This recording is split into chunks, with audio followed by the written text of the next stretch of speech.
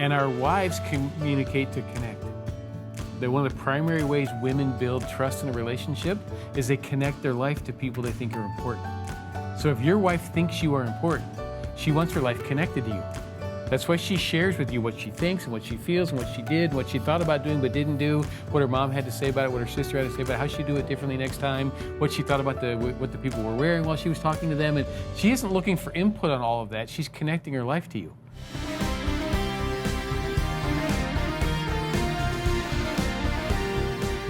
Well, we're here with the guys of A Better Us, and we're a special location. I'll tell you about it in a second, but we've got Eric Maines, we've got Dan McCauley, we've got Mike Pinball Clemens, and we have Bill Farrel. Thanks for letting me in the huddle. Bill's joining us in the huddle. Bill is a relationship expert, and over like 45 books, I think it is now, that you and Pam have written.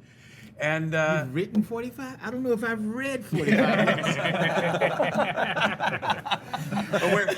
We are at Tim Hortons Field here in Hamilton, Ontario, home of the Tiger Cats. Now, Pinball, you played with the Argos, and it was kind of a rivalry with Hamilton. A little rivalry, not much. It's kind of died down. Oh, yeah. No. Yes.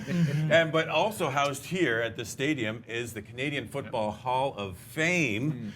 And, of course, Pinball is an inductee. He's a CFL football legend here. Everybody makes mistakes. Yeah. And I think you still hold the record, don't you, for the most all-purpose yards of anyone in professional football? I hold that along with all the guys who played with me, who did the real work to help me get there. You're Yes. too humble. You're too humble.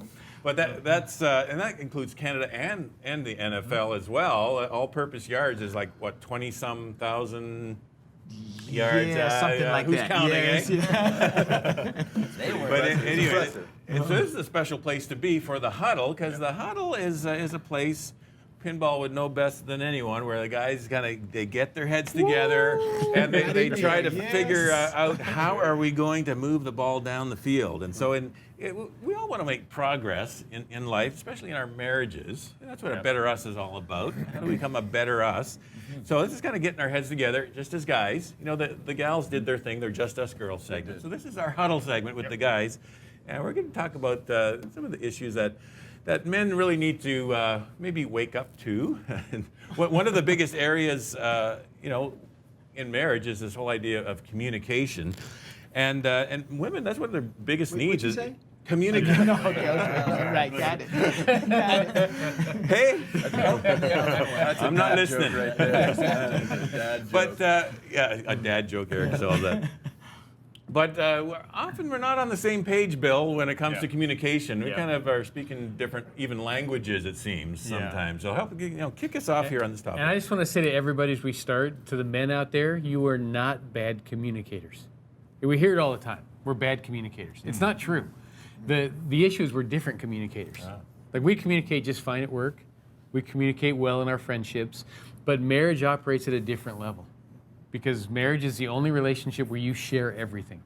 You share your lifestyle, you share your decisions, you share your money, you share your body, you share the home, you share everything in your life you share with this person. And so it's much more intense in marriage than it is in any other relationship. And as men, we tend to communicate to get to a point. We think every conversation has a point. We think if it's a problem, there's a solution. If there's a topic, there is a point to the topic. And our wives communicate to connect. That one of the primary ways women build trust in a relationship is they connect their life to people they think are important.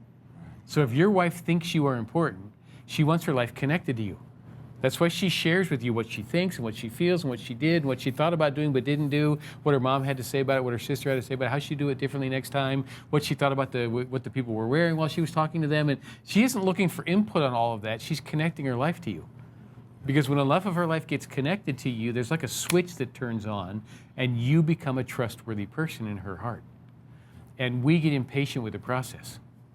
We're like, okay, what's the point? Where are you going? And we interrupt the whole process of building trust. She feels disconnected, which means she feels the need to talk more because she's trying to get connected to us.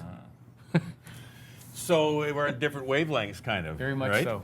And but I guess you can still somehow work harmony on different wavelengths. Like two notes can be on different wavelengths and still be in harmony. But it's just kind of tuning into it, and sometimes tuning into what the real need is, what she's trying to do, is the hard part. Well, the simplest way I know to say it to all of us guys is we need to learn to take turns when it comes to communication. Because when we're leading the conversation, we're driving to a point. When she's leading the conversation, we're connecting our hearts. And if we can decide, okay, which way are we going? Because the women need to learn how to do this with us, because we don't connect through communication like they do. So if they want us to share everything and share all of our feelings, and we're going to be like, okay, I had a long day, I'm tired, I'm hungry. That's how I feel, because that's the point. So if we can learn to take turns, and if as men, when it's her turn to talk, we can tune the instrument differently and say, okay, it's her turn to talk. I'm going to shut down all that fix-it stuff that's in my brain. Because when I hear a question, I'm like, okay, problem to solve. I'm going to come up with a solution. I'm going to be a hero. This is going to be awesome. If we can shut all that down and just go on a journey with her and let her take the conversation anywhere she wants it to go, when it's done, the connection happens. She looks at us different. She hears us different. Now, if we have to work through an issue, she goes, oh, yeah, what do you have to say? Because I trust you now. And it's a calm conversation rather than an interrupted conversation. I brought a visual about the way my mind works because Okay. duct tape and WD-40. So when I'm talking to Ann, so I'm trying to figure out, okay, so how can I fix this? Right. You know, because that's Mr. Fix-It mentality is Yeah. that, you know, so she just wants me to help her fix it. But when sometimes she just wants me to understand her point of view and that I get it and that not trying to fix something, which is what we try to do, right? Yeah, because we're good at it. Yeah. And grease the wheels. So can you tell me, like, when do you drive and when do you ride? When are, like, the pastor. So the difficult part is yes. So when they're talking, they want to connect, right? And when we listen, it seems that they want a response. But when we respond, it seems that they just want us to listen, right? so how do you know when to be the driver and the passenger? Well, when it comes to communication, Yes. most of the time you're the passenger. Okay. So you assume that that's where you start. Okay. And the best way I know to describe it is our wives like recreational conversation. Okay. So for them, it's like taking a walk. Like if you took a walk with your wife around the neighborhood here at the stadium, when the walk was over, you wouldn't analyze every detail. You wouldn't say, how many steps did we take? How many plants did we see? You just went on a walk, and as you're walking, you're pointing out this and pointing out that, but none of it lingers. You just notice it as you go. So now I've been to a lot of seminars and a lot of stuff around athletes in action and couples and all this time I've missed the point. See, and if we can learn the art of recreational conversation, that there was no point to it, we just went on a verbal walk with her. That's it. And the response she's looking for is, yeah, I saw that. Okay. Not, okay, here's what you do with it, honey. You know, here's the problem. It's, yeah, I saw that. Yeah, wow. And then strategically not answer some questions. Right. Because, you know, we hear all the time, our wives want honesty from us. Yeah. Okay, it's strategic honesty. So when your wife asks you a question like, does that woman look better than I do, or do I look fat in this? She's not asking for an analysis. She's asking, do you notice me, and am I more valuable to you than anybody else? So you just say something like, I don't know, you're so beautiful, I can't even think straight when I'm around you, so I don't know how to answer that. Good answer. I'm gonna write that one down. Yeah, you know, when you No, I was just gonna say, when you prioritize them in threatening environments, it does work, doesn't it? does. Right. I was going to say, like, kind of paraphrasing as I'm understanding you, that it would be less stressful for us if we identify which kind of drive we're on.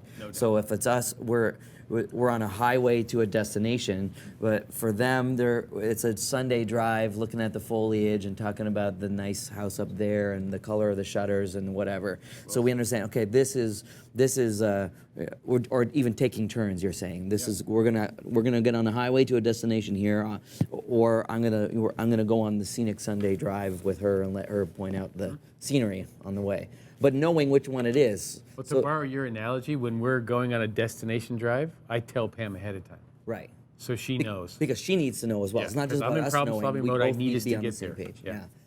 Yeah. Yeah, that's well said. And another interesting question for all you guys to talk about, like, what have you done practically to extend your ability to listen to her? Because most guys, we kind of like, we give out early in the conversation.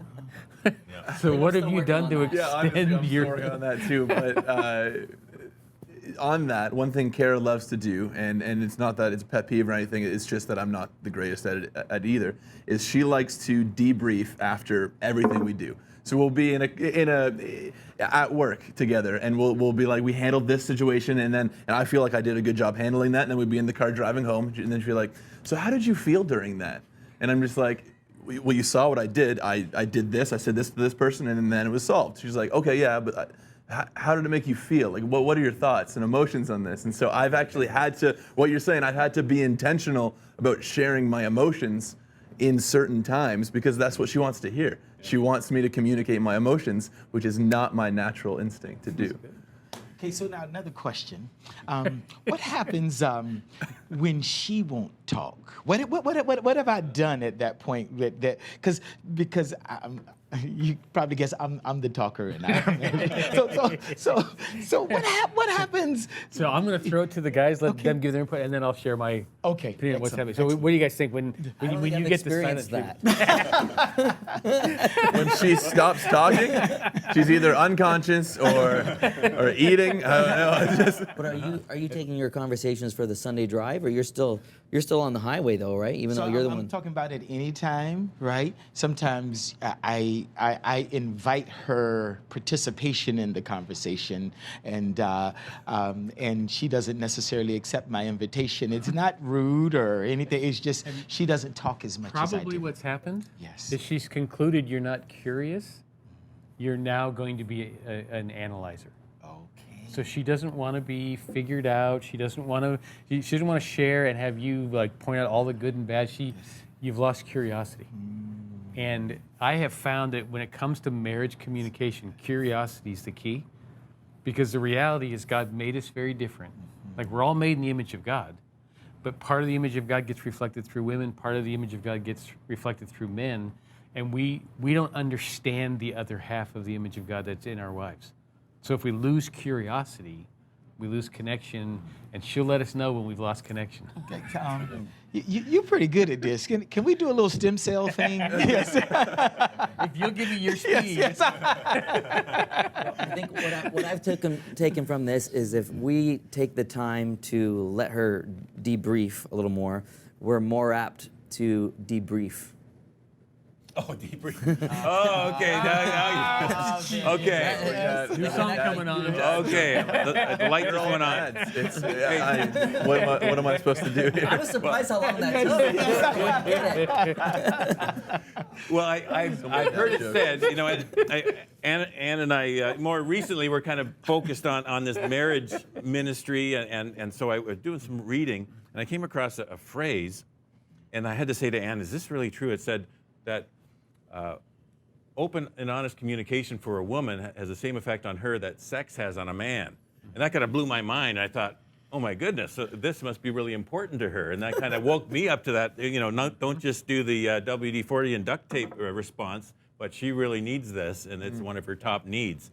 And with that in mind, and if we really want to meet our spouse's greatest needs, we got to come out of our comfort zone a little bit.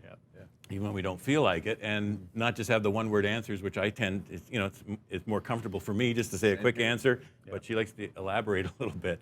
And so that, boy, we could keep going on about this. This is an important topic, but we're gonna have to break this huddle.